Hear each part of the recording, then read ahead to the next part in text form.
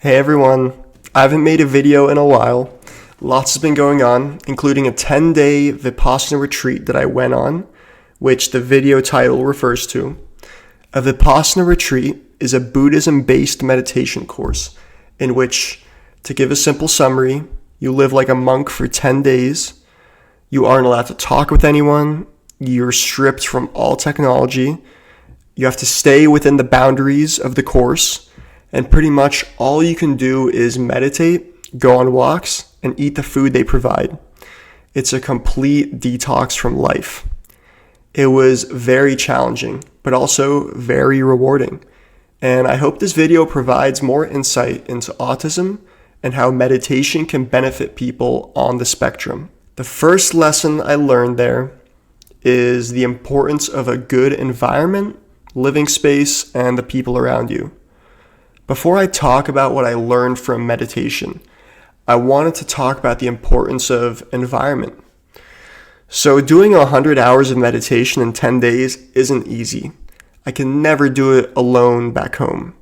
But living in an environment with 50 other people around me who are all determined to get through it and stay focused made it so much easier.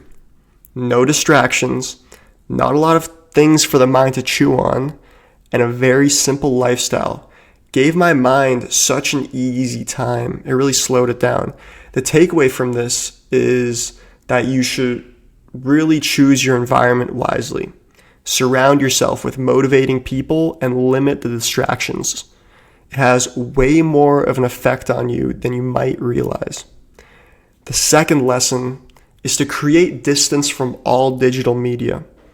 If technology is around, you will likely consume digital media more than you should. But if you're separated from it, you will adapt to a less stimulating environment pretty easily.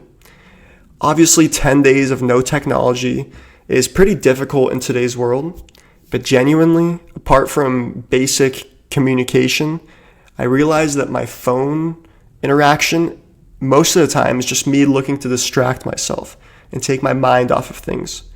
I was totally fine without looking things up on YouTube or Google. I was totally fine without entertainment. I definitely experienced withdrawals from not getting that stimulation, but once I got over it, I felt much more centered and present. The whole course, I was so excited to get my phone back and so curious to see what I'd missed out on. But when I got my phone back after 10 days, I realized that I barely missed anything. My mind was so sharp and so clear throughout the course. And once I got my phone back, my mind immediately started seeking dopamine again. The third lesson I learned from this retreat is not getting caught up in daydreams or fixations, and rather just choosing to attend to what's in front of you, even if it's boring. With autism, it tends to be the case that we get distracted through hyperfixation and daydreams. This is something I definitely work with. But what I learned was that oftentimes we're just looking for distractions or hits of dopamine to keep us distracted from any dysregulation we feel inside. I'm not saying hyperfixation or a big imagination is a bad thing, because it's not. But don't use it as a justification for all these different, addictions and distractions you might get caught up in. Technology has worsened everyone's attention spans and ADHD symptoms. So be super aware of your body's impulsivity around quick dopamine, because it's actually much more reversible than you think.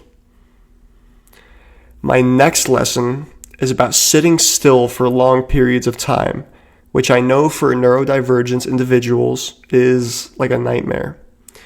For 3 hours a day, we had these meditations called sitting determination, in which for 1 hour, we had to sit in one position, completely motionless, aside from the breath.